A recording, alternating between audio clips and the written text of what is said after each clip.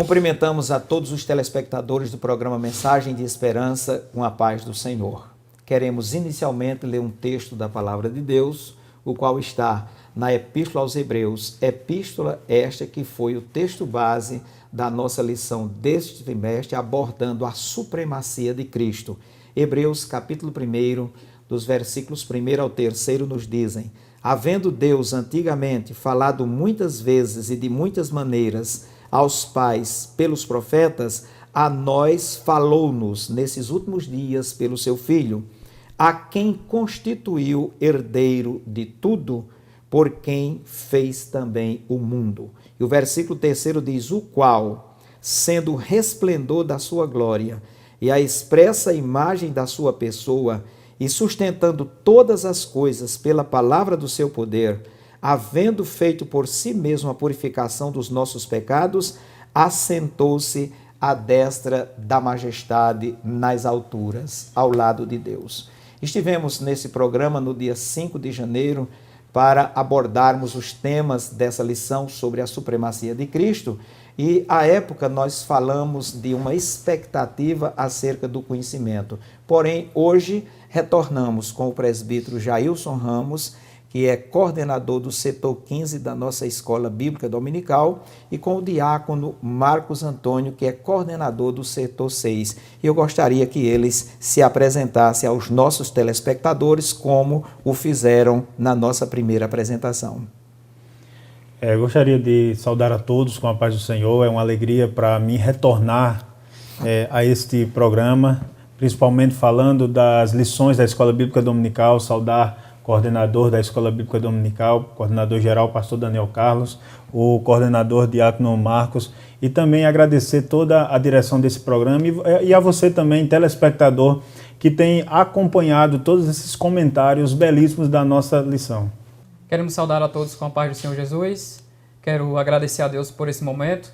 Quero agradecer ao Senhor por mais um trimestre de grandes conquistas no nosso entendimento e na nossa alma. Louvar a Deus pela vida do pastor Daniel Carlos, presbítero Jailson Ramos.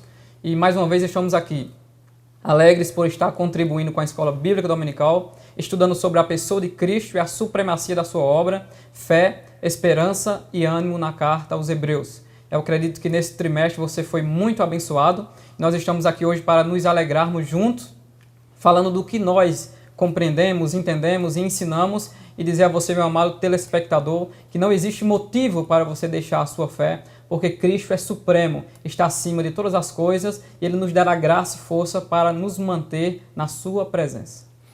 Muito bem, eu gostaria de dizer aos nossos telespectadores que tanto o presbítero Jailson Ramos como o diácono Marcos Antônio são homens briosos, obreiros, afeitos à Escola Bíblica Dominical, e eles muito bem representam os demais coordenadores. Nós temos muitos outros coordenadores habilidosos, conceituados, estudiosos e pesquisadores, o quanto eles são. Mas dessa feita nós estamos com os dois estudiosos aqui, e eu queria inicialmente me dirigir ao presbítero Jailson Ramos, em função de tudo que foi estudado, faça um resumo para o nosso telespectador das lições de número 1 a número 4. A lição de número 1 fala da carta aos Hebreus e da excelência de Cristo. A de número 2, de uma salvação grandiosa. A de número 3, a superioridade de Jesus em relação a Moisés. E a de número 4, Jesus é superior a Josué, o meio de entrar no repouso de Deus. Isso, nós tivemos, como disse o diácono Marcos, uma lição bastante proveitosa e que é atual, ela é prática para os nossos dias. E hoje nós vamos buscar trazendo aquilo que nós aprendemos, como disse o coordenador geral, pastor Daniel Carlos, coordenador de EBD, da Escola Bíblica Dominical, nós já estamos mais amadurecidos em relação a esse tema, porque cada vez que estudamos a carta aos Hebreus, nós renovamos o nosso entendimento em relação ao que disse o diácono Marcos, que devemos permanecer firmes na presença de Deus, que vale a pena caminhar firme, com perseverança, ânimo e fé, jamais se apartando do Deus vivo, jamais endurecendo o nosso coração à voz do Espírito Santo. Na lição de número 1, nós tivemos ali uma lição introdutória, e que já foi dito o título, a Carta aos Hebreus, a excelência de Cristo, pastor Daniel Carlos. E nós vimos ali algo como disse, uma introdução, a autoria, que nós sabemos que ela é desconhecida, mas na prática, o que nós podemos tirar dessa questão da autoria desconhecida? Há quem queira desmerecer a Carta aos Hebreus por dizer que ela é anônima, não há um autor, mas nós aprendemos na primeira lição que em nada desmerece o seu valor e a sua canonicidade, a sua inspiração do Espírito Santo, pelo fato de não conhecermos o autor. Como disse o Senhor, e eu me lembro naquela primeira lição, naquela primeira reunião nossa, que é preferível dizer que o Espírito Santo inspirou o autor, o homem de Deus ali que escreveu, mas como lembrava o diácono Marcos, é um judeu que conhecia muito bem as práticas do judaísmo. Nós vimos também o contexto em que foi escrito aquela carta, que aqueles judeus convertidos ao cristianismo, devido à forte perseguição que havia naquela época, e também ao desejo de voltar às práticas antigas do judaísmo, eles estavam ali cocheando entre dois pensamentos, pensando em retornar àquelas práticas. Entretanto, chega o autor da carta aos Hebreus, usado pelo Espírito Santo, para falar que Cristo é superior, ou seja, não vale a pena voltar às práticas da antiga religião deles, e vale a pena, de fato, permanecer fiel na presença de Deus, como disse, em perseverança, de forma firme, de forma fiel e com um ânimo redobrado.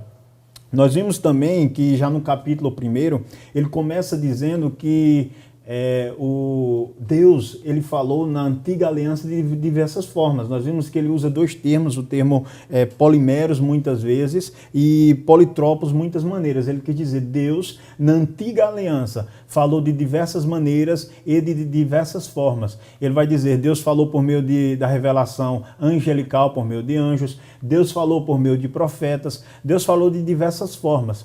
Mas nós vamos observar que ele vai comparar e dizer, na nova aliança, ele falou por meio do seu Filho, o Emanuel, Deus conosco, o próprio Cristo, o cumprimento de todas as profecias da antiga aliança. Ele agora encarna-se, o Verbo se fez carne e habitou entre nós, e Deus agora fala diretamente ao homem por meio do seu Filho de uma forma excelente, de uma forma superior. Então nós vamos ver que na prática, trazendo para a nossa prática, nós vamos ver que Cristo, ele é superior quanto à sua mensagem, e ele vai discorrer sobre isso durante os capítulos seguintes, nós vamos ver isso.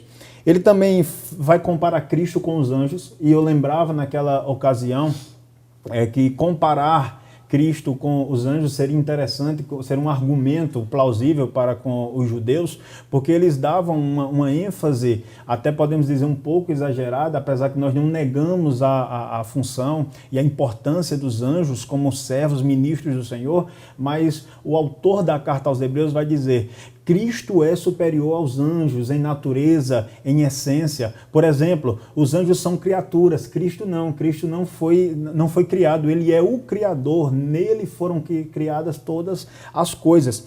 Nós vamos ver também que Cristo é de essência divina, ele e o Pai, como ele disse, são um. Mas os anjos não, os anjos eles são, como falei, criaturas, eles não são dignos de adoração, Cristo sim é digno de adoração. O que ele estava querendo dizer? E eu trago de forma prática para os nossos dias. Se vocês, judeus convertidos ao cristianismo, dão uma ênfase aos anjos, uma importância, então Cristo é superior, então adorem a Cristo. Vivam firmes em Cristo Jesus. Essa foi a mensagem lá do primeiro capítulo, lembrando que cada lição estudou um capítulo. Então a lição primeira tratou do primeiro capítulo, comparando Cristo, primeiro com os profetas que falaram na antiga aliança, depois com os anjos, e mais para frente no capítulo 2 nós vamos ver que o autor da carta aos Hebreus também vai continuar falando sobre anjos, mas não mais a sua essência, a sua natureza. Agora, diácono Marcos, ele vai trazer a mensagem dos anjos. Uhum. Ele vai dizer, como confirma o apóstolo Paulo aos Gálatas, que os anjos foram mediadores dessa nova aliança, trazendo essa mensagem. Então ele vai comparar. Se os anjos trouxeram essa mensagem de Deus na antiga aliança, Cristo trouxe uma mensagem superior. É tanto que o título da segunda lição é uma salvação grandiosa. E essa lição foi maravilhosa estudar, porque nós vamos ver que, de fato, essa salvação ela é grandiosíssima. Nós vamos ver que Cristo é superior aos anjos em majestade, em glória. Então, se a mensagem da antiga aliança ela era um tanto obscura, por quê? Porque apontava para Cristo. A mensagem da nova aliança é Cristo, o cumprimento desta mensagem de boas novas. Então, nós vimos que no capítulo 2, ele começou agora a dar algumas advertências. Nós vamos ver, ele começa agora a mostrar o intuito dele ao escrever aquela carta. Ele vai dizer, devemos ter cuidado para não nos desviarmos de Deus. É tanto que ele vai falar para aqueles judeus que não haja em vós um coração mau, infiel, para apartar-se do Deus vivo. E também ele vai exortar contra a negligência. O descuido, o descaso que muitas vezes nós temos para com a mensagem de boas novas. Ele vai dizer, se a mensagem de salvação ela é grandiosa, então por que nós estamos negligenciando? Porque nós não atentamos para essa mensagem de salvação que é grandiosa. Essa mensagem ele vai dizer que é grandiosa por 3 principais motivos. Primeiro, ele vai dizer essa mensagem do Evangelho da Nova Aliança, ela foi testemunhada, foi dita, foi falada pelo próprio Jesus. Cristo que trouxe essa mensagem. Aí ele vai dizer, depois foi confirmada por aqueles que ouviram de Cristo Jesus. Nós vamos ver que em Atos dos Apóstolos, Lucas, o doutor, ele vai escrever dizendo que os apóstolos e todos aqueles missionários da igreja primitiva, eles não cessavam de pregar o evangelho, de pregar as palavras. Então ele vai dizer, esse evangelho é superior porque foi trazido pelo Filho de Deus, foi confirmada pelos apóstolos que ouviram e também foi confirmada por Deus por meio dos sinais, dons, prodígios e maravilhas. Ele vai dizer, se nós vemos que de fato os sinais, os dons, as maravilhas, coisas surpreendentes acontecem, é Deus confirmando que essa mensagem é superior à mensagem da antiga aliança. Presbítero Jailson, esse assunto é interessantíssimo e com certeza muitos dos nossos telespectadores, por vezes, já ouviram que o céu é limitado, tem vaga para 144 mil, ou então que Deus escolheu alguns e excluiu outros. Já que está falando de salvação grandiosa, essa salvação é para todos? Todos podem ser salvos? Eu gostaria que você discorresse sobre esse tema. Muito bem, ótima pergunta, e nós vamos observar que de fato essa salvação, Cristo, ele morreu para todos, ou Cristo morreu por todos. Porém, essa salvação ela terá eficácia somente naqueles que creem, e de fato nós aprendemos também na carta aos Hebreus, aqueles que perseveram até o fim. Surge outra dúvida, uma dúvida secundária, em relação a essa dúvida aí, se essa salvação é para todos, se a expiação na cruz do Calvário, a morte de Cristo, ela é limitada apenas para alguns ou é aberta para todos. Entendemos que Cristo morreu por todos, porém, como já falei, devemos crer, devemos perseverar até o fim. E qual é a outra dúvida que nós vamos ver em relação a isso? Nós vamos observar que depois que nós alcançamos a salvação, fomos iluminados, e o autor da carta aos Hebreus vai tratar isso, e o diácono Marcos vai falar com mais detalhe. A pergunta seria, e já fica para o diácono Marcos responder, quando ele estiver lá na lição 6, podemos perder essa salvação? A salvação é para todos, podemos perder essa salvação. Então, tivemos uma oportunidade com bastante alegria e graças a Deus, homens, como disse o Senhor, abalizados, homens preparados na palavra, que falaram sobre temas até um pouco complexos, mas que, graças a Deus, não restou dúvida. Quem participou da escola dominical entendeu que Cristo morreu por todos, que precisamos crer, e há condições. Que condição é essa? A obediência, a perseverança, a santificação. E como também já lancei a pergunta para o diácono Marcos, e essa salvação, ela pode ser perdida? Um salvo verdadeiro pode decair na fé? Então, temas maravilhosos dentro da soteriologia, a doutrina da salvação, foram discorridas durante esse trimestre, e recebemos um prêmio, um brinde da CPAD em tratar sobre esse tema maravilhoso. Muito bem. Diácono Marcos Antônio, desafiado aí pelo nosso querido presbítero Jailson, além de falar sobre os temas que lhe cabem, que são as lições de 5 a 9, Cristo é superior a Arão e a ordem levítica, perseverança e fé em tempo de apostasia, Jesus sumo sacerdote de uma ordem superior e uma aliança superior, bem como contrastes entre a antiga aliança e a nova aliança no que diz respeito à adoração, considerando que o presbítero Jailson, com muita ênfase, já deu um toque. Muitas pessoas estão retornando às práticas do judaísmo, tornando-se então judaizantes no contexto atual. Fique à vontade. Quero dar início lendo um texto bíblico que está em Hebreus capítulo 4, versículo 14, que diz: visto que temos um grande sumo sacerdote, Jesus, Filho de Deus, que penetrou nos céus, retenhamos firmemente a nossa confissão. Então, essa exortação do autor aos Hebreus, ele está tratando de pessoas que caíram e usando o exemplo de alguns que caíram e também para fortalecer aqueles que estão enfraquecendo na fé. Primeiramente, falando do capítulo de número 5, eu posso explicar o que é um sacerdote, um sumo sacerdote, que é um homem que Deus escolhe do meio dos homens, rodeado de fraqueza, para trabalhar em prol do povo de Deus, nas coisas concernentes a Deus, trazendo o povo de volta para o arrependimento, para que Deus aceite de novo o povo. Esse mesmo sacerdote, ou esse mesmo ministro, ele deveria oferecer sacrifícios e praticar rituais para se aproximar de Deus, coisas que lá no início do Gênesis nós já vemos Abel e os homens de Deus que tiveram um testemunho de fé se aproximando de Deus desta forma, assim como também o patriarca Jó. Então, o sumo sacerdote, ele é fraco, ele é terno.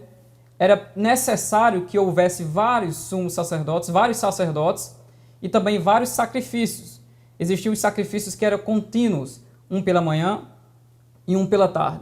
Falando do nosso Cristo e da obra do sacerdócio do nosso Cristo, é uma obra suprema ou superior à ordem dos levitas.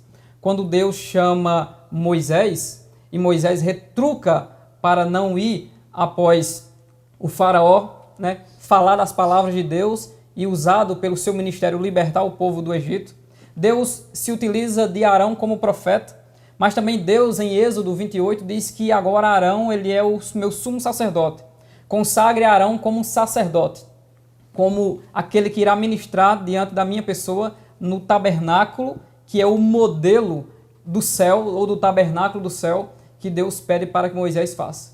Então, falando de Arão e de ministro e de sumo sacerdote, não é o homem que escolhe ser sacerdote, não é o homem que escolhe ser ministro.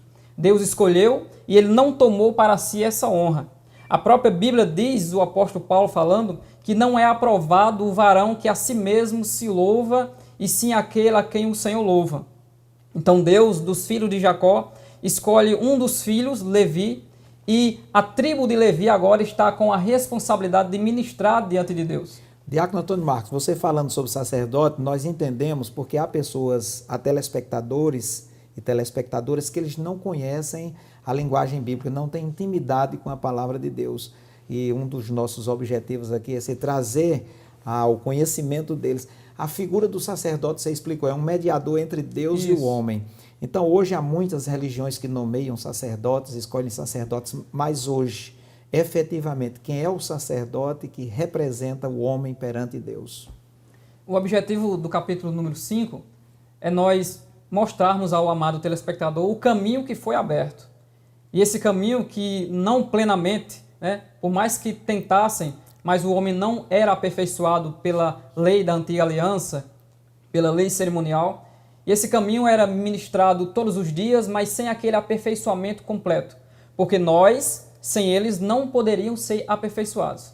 E nesse próprio capítulo 5, o autor aos Hebreus, ele exorta aqueles que ouvem e ouviram essa mensagem, dizendo: vocês são meninos, eu estou tentando explicar a vocês o caminho onde nós temos o aperfeiçoamento, ou a salvação plena, ou a firmeza em Deus, não necessitando mais de mediadores. E ele chama os ouvintes, ou os hebreus, a quem a carta é direcionada, ele chama de meninos que não suportam ainda a mensagem deste homem de Deus, porque eles estão ainda tomando alimento líquido e não ainda o sólido.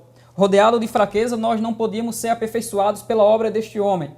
Agora, depois que esse sumo sacerdote, com toda aquela cerimônia do altar dos holocaustos, da pia que simboliza a lavagem pela palavra, e Paulo, em Efésios capítulo 5, ele cita tanto Cristo e a igreja, como o marido e a esposa, falando que é lavado a igreja pela palavra, e a esposa é lavada também pelo seu sacerdote do lar, através da palavra. Então, esse sacerdote, ou esses sacerdotes, ministravam em um tabernáculo terreno, em um tabernáculo que passou, em um tabernáculo que foi superado. Quando vindo a reforma através de Cristo, não mais necessitamos de pessoas que nos conduzam até a presença de Deus. Hoje, através da santa palavra do Senhor, nós passamos a ouvir pela palavra e crendo nela. O Espírito Santo agora não vem sobre pessoas que irão nos capacitar para receber algo de Deus ou alguma dádiva que vem do céu. Hoje, segundo Efésios 1, 13 e 14, o próprio Espírito Santo nos cela. Assim como Jesus disse que viremos até Ele e faremos nele morada. Hoje o Espírito não vem apenas sobre sacerdotes, profetas, ou reis, ou juízes. Hoje, pelo caminho que foi aberto, não pelo caminho aberto por Arão, não pelo caminho aberto por Eli, não pelo caminho aberto pelo o sumo sacerdote Zacarias, ou melhor, Josué, no capítulo 3 de Zacarias. Hoje o nosso sumo sacerdote, representado por todos aqueles utensílios que irei falar lá no capítulo 9. Agora, o nosso verdadeiro caminho, o caminho que foi exemplificado, usado como figura, como o próprio Deus disse a Moisés, faça tudo conforme o modelo que te mostrei no monte. E através desta revelação, Moisés orienta homens terrenos, falhos e pecadores a construir aquilo que seria uma sombra, uma figura, ou de forma pedagógica iria mostrar não só a judeus, mas a toda a humanidade, que é necessário uma purificação, é necessário uma aproximação. Precisamos ser justificados pelo Senhor. E toda aquela morte vicária, exemplificada por animais, estava mostrando que agora nós podemos adentrar no lugar santo dos santos, que foi exemplificado por um compartimento nesse tabernáculo. E esse santo dos santos, na verdade, é a presença do Deus eterno. Quando de fato todos nós formos aperfeiçoados e arrebatados, estaremos tabernaculando com o nosso Deus para todo sempre. Aleluia. E com essa alegria, estudando este trimestre tão vasto, tão profundo, de coisas que crentes e pessoas que acreditam no Senhor estão através desse ensinamento, que é o âmago da fé cristã, o ensinamento do sumo sacerdote, Cristo nosso Senhor, que abriu um novo caminho. E esse caminho, ele foi aberto pelo véu, não o véu do tabernáculo de Moisés, mas o véu que foi exemplificado pela própria Bíblia como a sua carne. A sua carne foi cortada, foi maltratada, mas de todo esse processo de sofrimento, conforme a própria Epístola aos Hebreus, no capítulo 5, mostra que Jesus, ele foi, pastor Daniel Carlos, reverente no sofrimento. Ele foi um homem que soube e aprendeu, se submeteu como homem para aprender, se submeteu como homem para sofrer todos os sofrimentos e tudo aquilo que cercou, tentando para sair do seu propósito, ele se manteve firme e reverente. E quando chegamos lá no Getsêmani, Jesus como homem, com as suas emoções, com o seu sofrimento, ele, se for possível, passa essa fase, se for possível passar esse sofrimento, esse cálice da ira de Deus sobre o pecado, que passe. Contanto, não seja feita a minha vontade. Então Jesus, na sua reverência piedosa diante de Deus, ele estava decidido a vencer para nos trazer não mais o ensinamento de um tabernáculo terreno e não mais de um sacerdote que perece. Porque o próprio diabo tentou ao Senhor para que ele mostrasse quem de fato ele é e perdesse aquele temor terreno de também um homem, porque ele também foi homem, mas ele foi homem fiel, ele foi homem que cumpriu o propósito, e agora, como diz Paulo em Efésios 2, é necessário que haja em nós o mesmo sentimento que houve em Cristo Jesus, sentimento de humildade, sentimento de reverência, sentimento de dizer a Deus, eis aqui, ó Deus, para fazer a tua vontade, retira a primeira aliança e coloca a segunda aliança. E o que fizemos e o que trabalhamos, pastor Daniel Carlos e presbítero Jailson, todos os professores e coordenadores, eles trabalharam isso no coração dos nossos telespectadores. Que é preciso sairmos da religião, é preciso sairmos daquilo que não nos aperfeiçoa. Não são rituais simplesmente materiais e externos que vão nos aperfeiçoar diante de Deus, mas um coração quebrantado e contrito, alguém que está submisso à vontade de Deus, que se rende ao Senhor, que se cumpre e se adequa à mensagem do apóstolo Paulo, quando ele disse que nós somos um sacrifício vivo. Nós agora não necessitamos de um sacrifício externo, porque a graça ela teve um preço. Só que esse preço ele não é pago por nós. Esse preço ele foi pago pelo Senhor e Salvador Jesus Cristo. É por isso que ele finaliza o capítulo 5 dizendo que vocês têm que crescer, têm que sair desse alimento e ir para um alimento mais sólido, para que vocês possam estar firmes na fé desse Cristo, que não é apenas um sumo sacerdote como Arão foi, ou como os sumos sacerdotes da antiga aliança foi. Diferente desses que pereciam e que morriam, o nosso sumo sacerdote Cristo ele é eterno. O nosso sumo sacerdote Cristo ele não tem mancha e ele não tem falha. Não houve necessidade de Cristo oferecer sacrifícios de animais pelo seu próprio pecado, porque o nosso Cristo ele não tem mudança, ele não tem variação, ele é perfeito. Ele é a própria expressa imagem da pessoa de Deus. E ele obteve essa vitória quando ele foi reverente. Eu quero adentrar nesse momento no capítulo de número 6 da Epístola aos Hebreus, que compreende a lição de número 6, que foi proposta pelo presbítero Jailson Ramos, a questão de nos mantermos firmes na fé através da vigilância, através do cuidado, e o perigo que nós temos de apostatar ou de decair desta fé, ou de abandonar aquilo para o qual nós fomos chamados e nós recebemos. Hoje nós estamos em uma nova vida. Hoje nós somos aperfeiçoados porque o Espírito Santo habita dentro de nós como templo e morada do Espírito Santo. E o Espírito Santo também está no meio da igreja. O Espírito Santo está trabalhando, usando cada um com salmos, hinos, doutrinas, cânticos espirituais. E nós precisamos desta comunhão. Precisamos estar do lado um do outro em comunhão, em verdadeiro coração, em inteireza de certeza de que o nosso Cristo, através de nós termos uma comunhão com Deus e uma comunhão com os nossos irmãos, tendo paz com todos, seguir a doutrina da fé, não apenas preso aos rudimentos da fé, mas crescer no conhecimento do Senhor.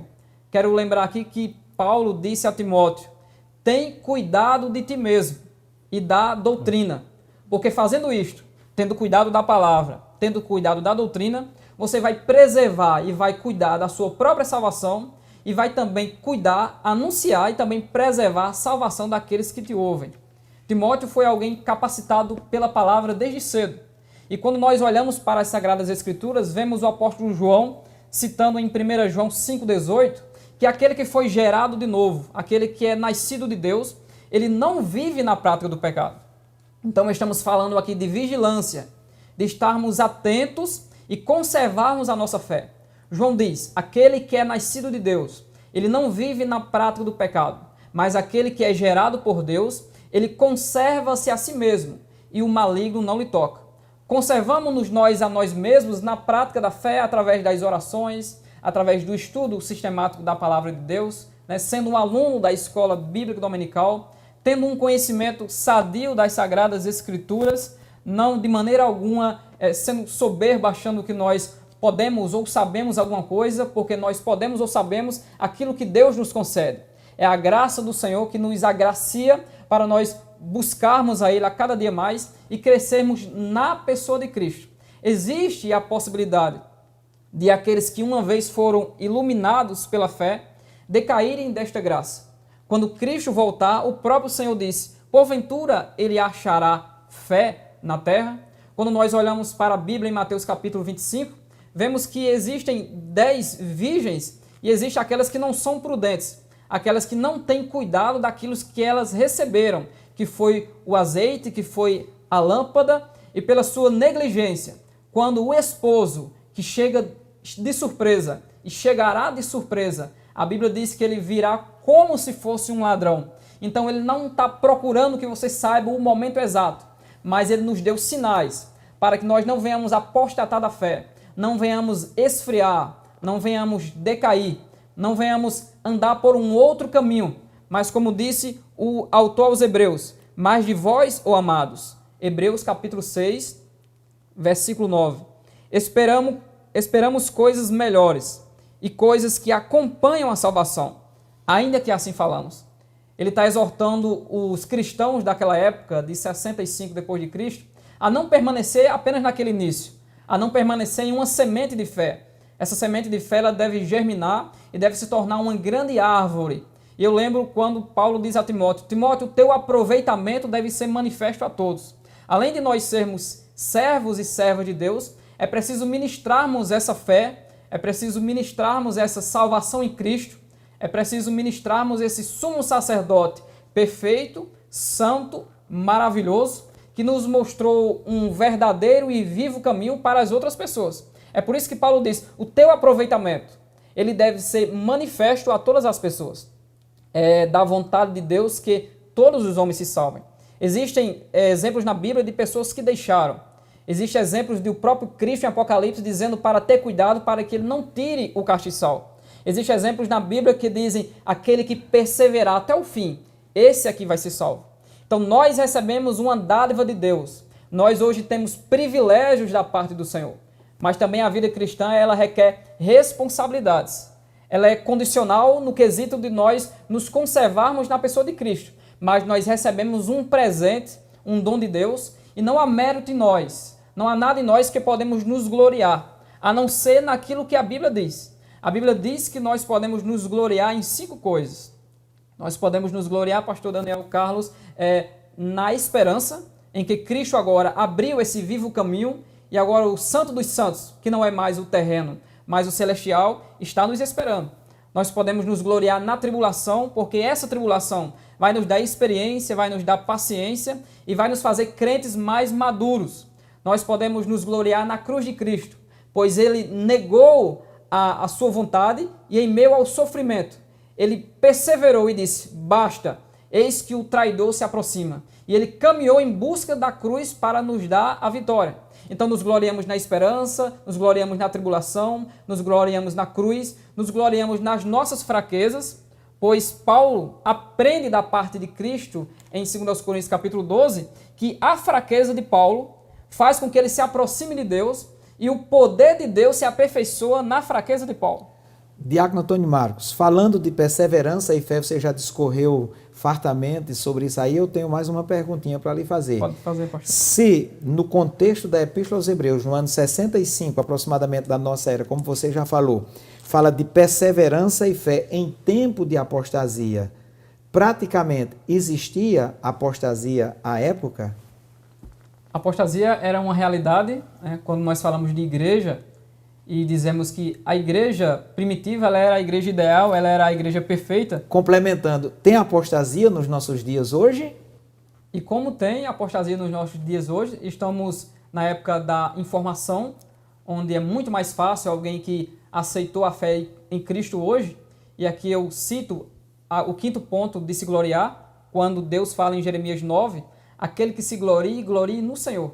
E a apostasia ela está presente nos nossos dias, e ela chega de forma sorrateira, muitas vezes através do conhecimento, muitas vezes através de momentos espirituais, em que as pessoas acham que aqui sim Deus está trabalhando, muitas vezes em algum convite, muitas vezes em algumas coisas que nós até entendemos, Deus está aí, mas de fato Ele não está. Muitas pessoas procuram uma experiência sobrenatural extra-bíblica, quando o próprio Deus, fechando o cano no livro do Apocalipse, hoje nos deu a autoridade e as chaves do reino dos céus através da ministração dessa graça. A apostasia é uma coisa presente, é uma coisa atual. Muitos se desviam da fé pelo amor ao dinheiro.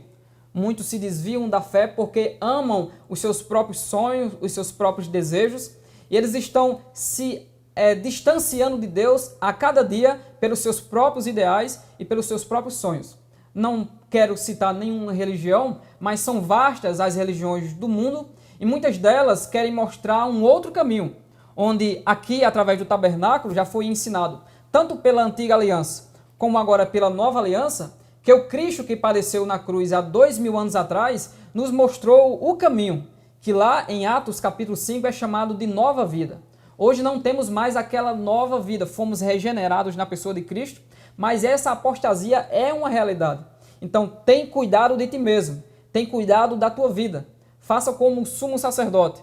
Ele oferecia sacrifício por si e pela sua própria casa e depois iria ministrar pelo seu povo. Nós temos que ter o zelo pela nossa casa, pela nossa vida, pela nossa família, porque também somos coluna do nosso lar. E a apostasia, sim, pastor, é uma realidade, e um dos maiores motivos desta apostasia, o próprio Deus diz. E o próprio Deus diz no Antigo Testamento o principal motivo desta apostasia. Porque a apostasia diz respeito à morte, porque nós morremos espiritualmente. E Deus diz, o meu povo está morrendo porque ele não me conhece. E quando Jesus é indagado e perseguido por aqueles que eu posso chamar de apóstatas, que eram os saduceus e fariseus, porque a corrupção do templo de Deus naquela época era enorme, tanto que os chamados essênios saíram do templo com o intuito de se purificar e foram para os desertos.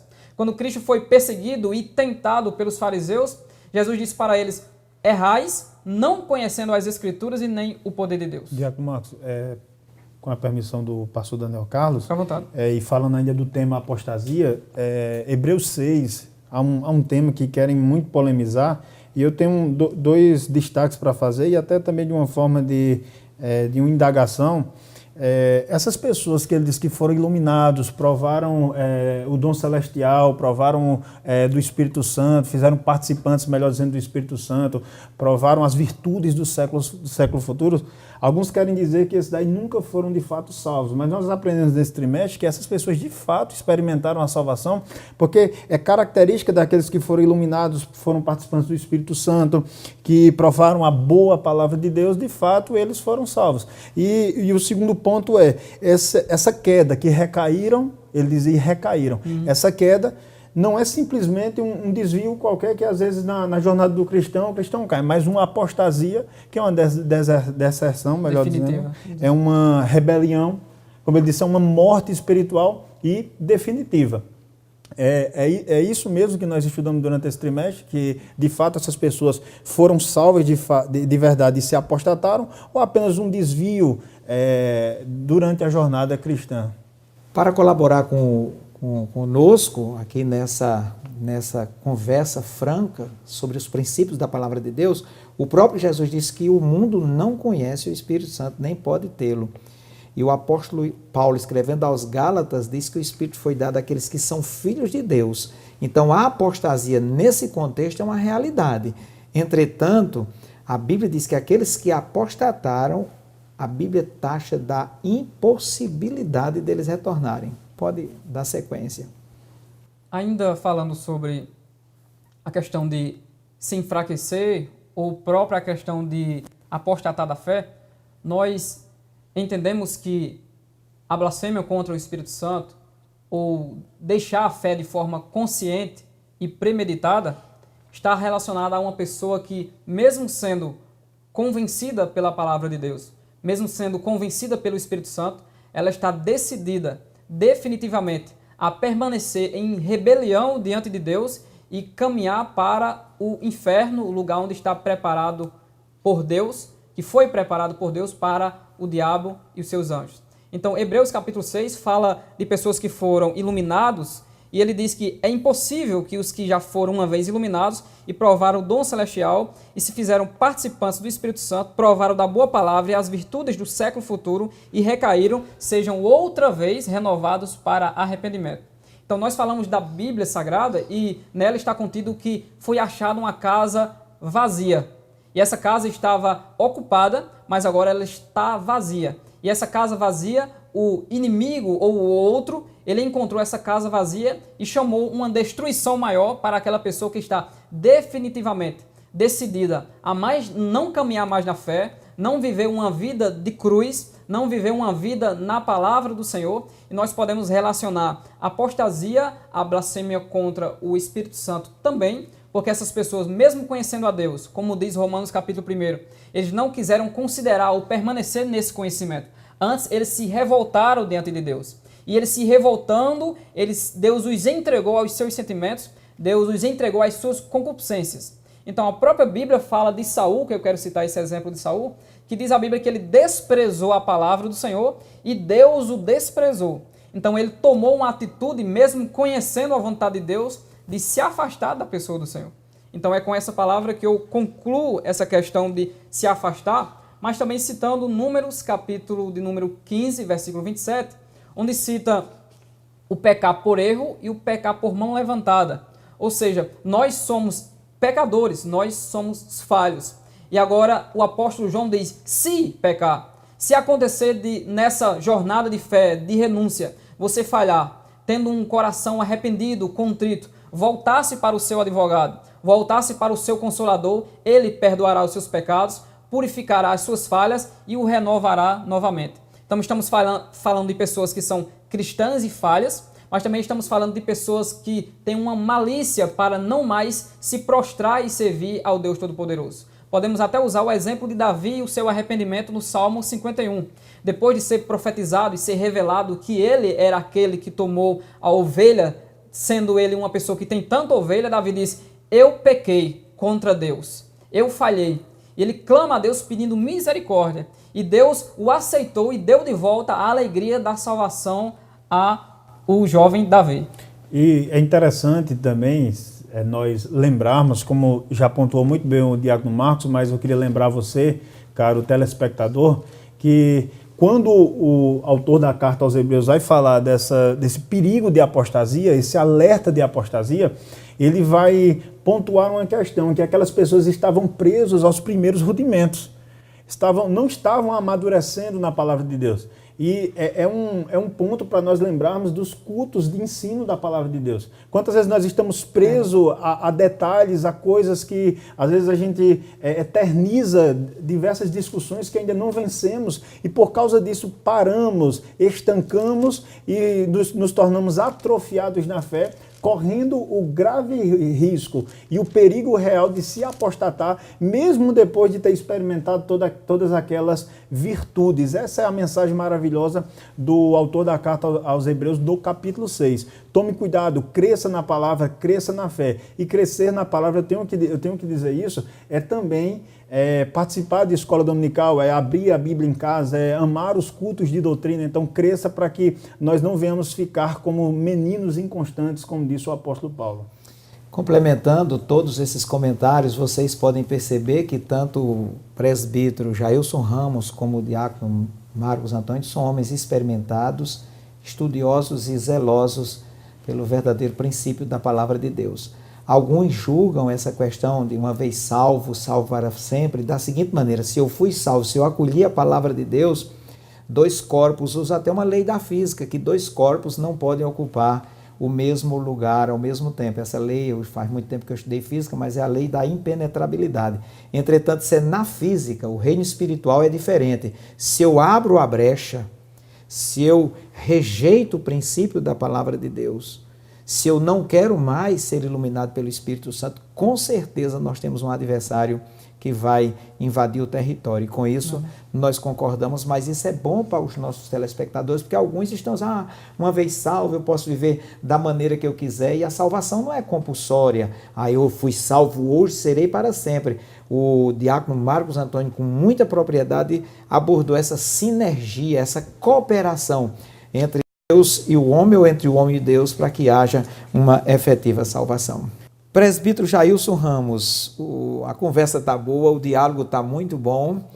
O nosso querido diácono Marcos Antônio falou com muita propriedade, mas eu queria que você abordasse agora que esses assuntos são interligados, dádivas, privilégios e responsabilidades da nova aliança, bem como os gigantes da fé e o seu legado que eles deixaram para a igreja do Senhor.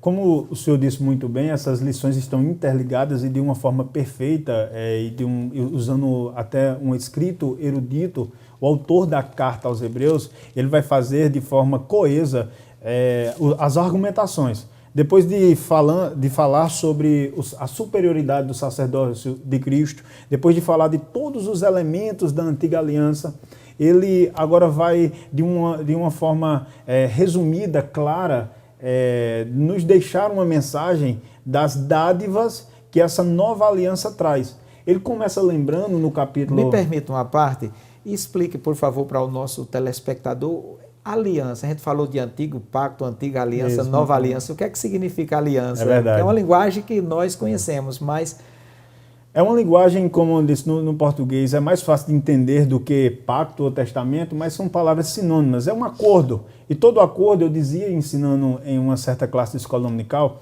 todo acordo, ele existe em duas partes, dois lados. Se na antiga aliança havia um acordo entre Deus e o povo de Israel, por isso que é um acordo ali nacional, na nova aliança, quando a gente diz na nova aliança, nesse novo acordo, nesse novo pacto, Cristo é um mediador.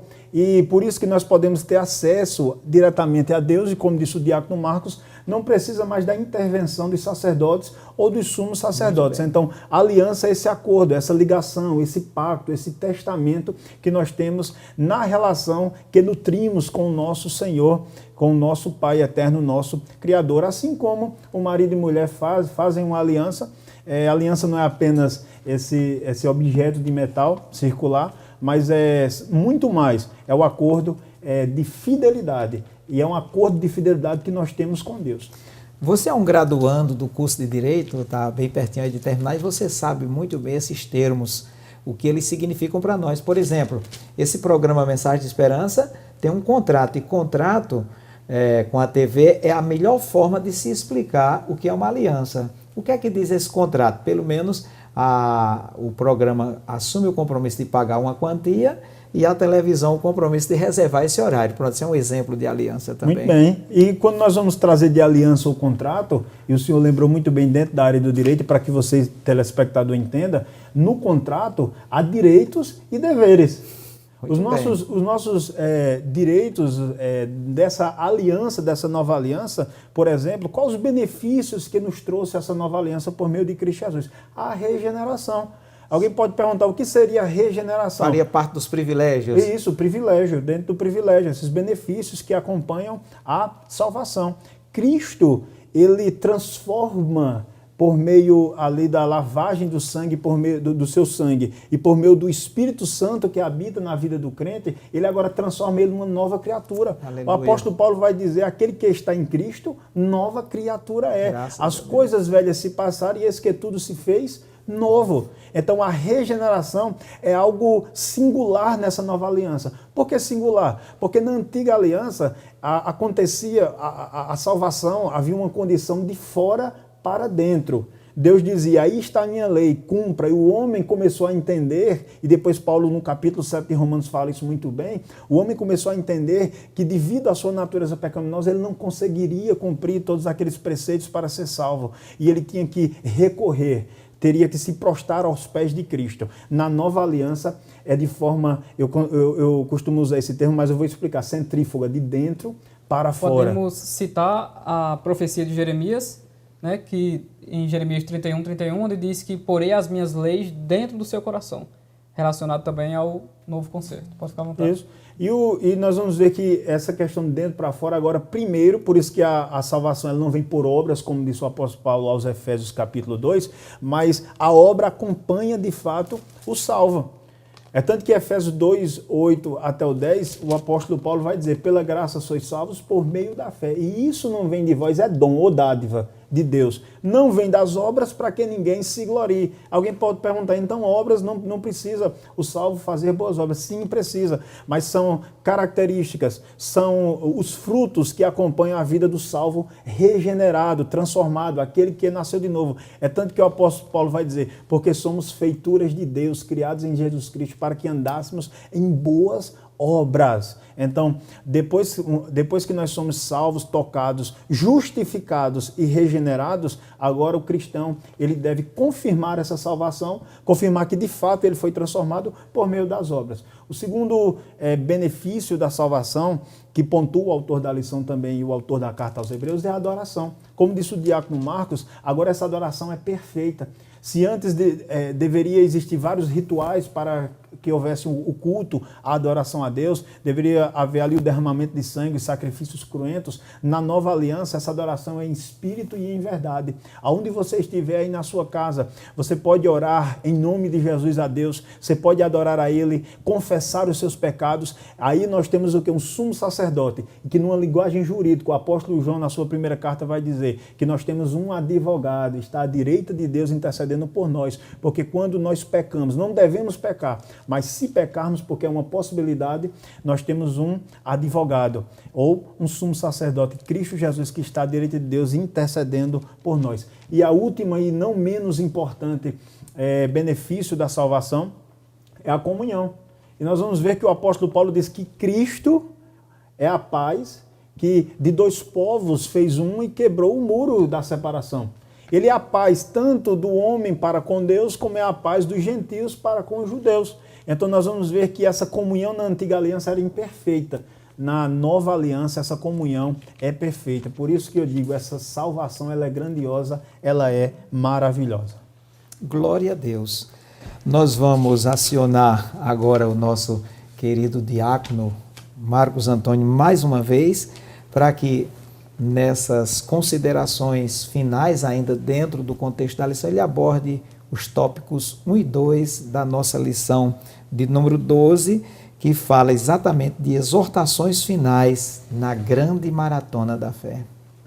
Uma das características principais da Epístola aos Hebreus é a doutrina do sumo sacerdote, que é o nosso Cristo, onde está sendo exemplificado e foi mostrado a transição dessa antiga e nova aliança, mostrando Cristo como nosso sumo sacerdote de uma ordem superior. Então, do capítulo 5 ao 10, iremos falar sobre isso. Falamos sobre isso e estudamos sobre isso nesse trimestre. Em Gênesis capítulo 14, mostrando Melquisedeque e a superioridade de Cristo, vindo da ordem de Melquisedeque como uma figura ou um tipo. Depois entramos no capítulo 8 e 9, falando de adoração, falando do culto ao Senhor, que hoje a adoração ela é mais dentro, como disse o presbítero Jailson. Hoje o Espírito Santo ele habita dentro de nós e o nosso coração não é mais petrificado, nosso coração é um coração de carne, onde o próprio Deus habita e mora dentro de nós. Então, quando chegamos no capítulo 11 da Epístola aos Hebreus, temos o chamado e tão conhecido pelos cristãos como a galeria dos heróis da fé, onde o autor aos Hebreus dá testemunhos de pessoas onde o próprio Deus testificou deles, da sua atitude diante de Deus de fé, fazendo proezas, passando por situações adversas. Então a Epístola aos Hebreus está caminhando para a conclusão, agora usando pessoas como testemunhas para fortificar a fé daqueles que estavam se enfraquecendo na fé. Então o autor aos Hebreus está dizendo, eles perseveraram, eles na época da antiga aliança, na época da revelação parcial, que eu posso chamar assim, eles perseveraram, fizeram proezas e o próprio Deus testificou de Abel, o próprio Deus chamou Abraão de amigo, o próprio Deus disse que Moisés, ele falava com ele face a face, como qualquer um fala com seu amigo. A própria Raabe em Jericó, temendo ao Deus de Israel, ela fez um acordo e um concerto com o Deus de Israel e ela também foi salva e entrou até na genealogia do nosso Senhor. Então, estamos falando aqui de uma carta e uma exortação muito forte, como nós, o pastor Daniel Carlos, o presbítero Jailson, passamos um trimestre com muita alegria, com muita iluminação de Deus, e com certeza a nossa fé está com uma porcentagem a mais, e nós estamos ainda mais felizes por conhecer um pouco mais desta epístola. Quando nós chegamos no capítulo 12, ele ainda usando essas testemunhas do capítulo 11, ele vai dizer para os cristãos de 65, depois de Cristo, e dizem, portanto, vós que estamos rodeados desta tão grande nuvem, eu que falei de tantas testemunhas agora, eu quero dizer a vocês que olhem para Jesus, deixe aquilo que lhe embaraça, porque agora que nós temos essa nova aliança, agora que tudo é tão superior, tudo é tão dentro, a glória era externa e fora, o rosto de Moisés precisava ser coberto, para que o povo não visse que a glória desvanecia e acabava. Porque o próprio Deus estava dizendo ali, a obra e a glória, ela é transitória. E essa transitoriedade mostra agora, através da carta aos Hebreus, que nós temos que olhar para o nosso autor e consumador da nossa fé. Presbítero Jailson Ramos, eu sei da capacidade de vocês, do conteúdo abundante que há dentro de vocês, e com certeza nós precisamos andar para o tópico 3º dessa lição, que fala de exortações finais na grande maratona da fé. Vivemos nessa pós-modernidade uma sociedade relativista, onde eu sou o padrão de tudo. Então eu abandono o coletivo, abandono os princípios, abandono tudo. Então esse 3º tópico fala exatamente sobre esse aspecto. Valorizar a liderança, valorizar a doutrina e valorizar a adoração. Se eu sou o padrão de tudo dentro do relativismo, como agir dessa maneira? Pastor Daniel Carlos, concluindo a nossa lição e concluindo o nosso trimestre com alegria, já com um sentimento também de confraternização, o qual vencemos mais uma etapa e louvamos a Deus porque nós podemos aprender com a carta aos Hebreus. O autor da carta aos Hebreus, no capítulo 13, nós vamos ver que agora ele está partindo para uma conclusão, depois de falar de todos aqueles elementos da antiga aliança, depois de dizer que Cristo é superior, como disse o diácono Marcos, superior a Moisés, superior aos anjos, superior a Josué, o seu sacerdócio é superior, o seu tabernáculo é superior porque é no céu, o seu culto, a sua adoração é superior. Agora ele vai ainda nessa linguagem de carreira da fé, essa linguagem que nós estamos em uma carreira final, ele vai exortar e ao mesmo tempo agora se despedir e consolar aqueles crentes.